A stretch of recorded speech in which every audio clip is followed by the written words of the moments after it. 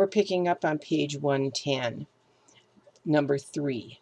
Click the Image Trace button in the control panel. The tracing results might look a little different from this, but that's okay.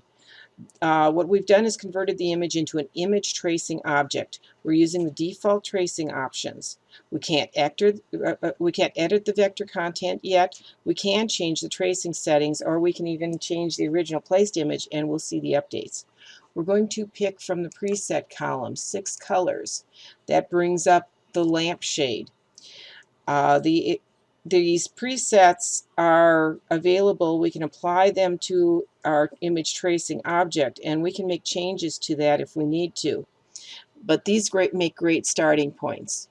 We're going to look at the view now, go to outlines with source image, and that's going to show you both the outlines in blue or whatever color your layer is, and we're also going to see what the image is laid behind it. We're going to change back now so that we're just looking at the tracing results. We are going to open up Window, Image Trace, to get a dialog box that's going to give us more options than what we had. So you can see right now we're at the 6 colors. There's an advanced setting that you can open and close. And these upper things, the preset and the view, are the same things we have up top over here. We have more dialogue here that we can work with, however. The buttons across are saved settings, and across here, so we can work with auto color. So if I select auto color, that's going to give me a different setting than what I had before. And you can change this to high color, you can change it to grayscale, low color, black and white outlines, whatever version you really need to work with.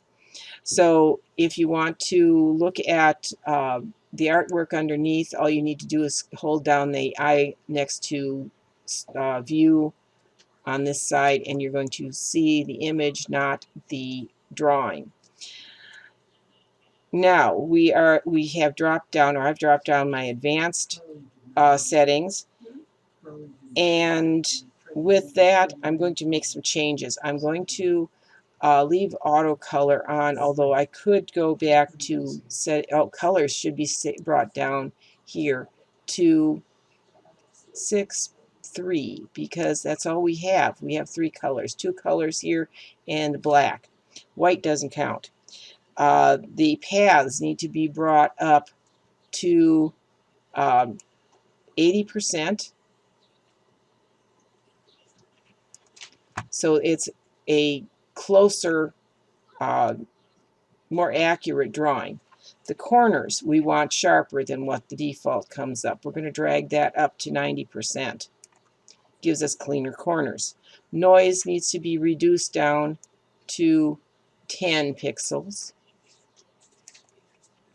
And if we select snap curves to lines and ignore white, we get a much better image that we had before. The type isn't quite perfect, and there are ways that you can clean up the type a little bit more. You could actually find the original font used, you could replicate that, but what we're using, this is going to be fine. So I'm going to close my image trace panel, and I still have this selected. I'm going to click on expand, and what that does is that changes everything from an image tracing object. It's now shapes and paths, and it's grouped together. So I'm going to double click on this to go into the isolation mode, and I want to click on one of the black letters to select it. I'm going to now go to my select and pick same, and I'm going to pick same fill color, which is going to select all of the text, and I want to change the fill color to white. So all of that black text is now going to become white text. Okay, I need to hide that panel and then I'm going to escape my isolation mode. Now, I can select and deselect the item. It's going to select the entire logo group.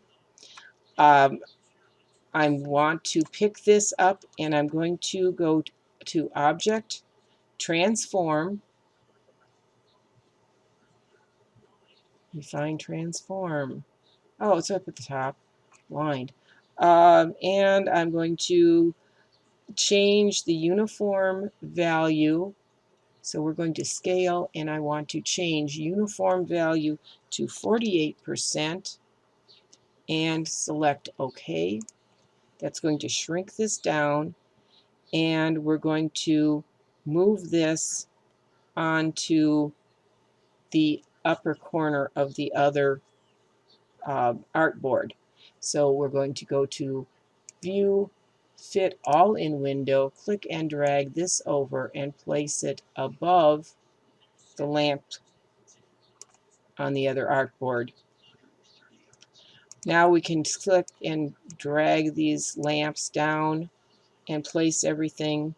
Oh goodness, Control Z. We can take those two items and go to Object and group them and move those down and move this one and get these all placed exactly the same as we see in your book. And we can now save this. There's a section on the bottom of page 112 that is about cleaning up traced artwork if you wanted to work more on the text before placing it or before changing it completely and expanding. You could still have done this, but this is it. I know we had two artboards. The only thing we did with the second one was create the text and place that in, but at this point you're finished.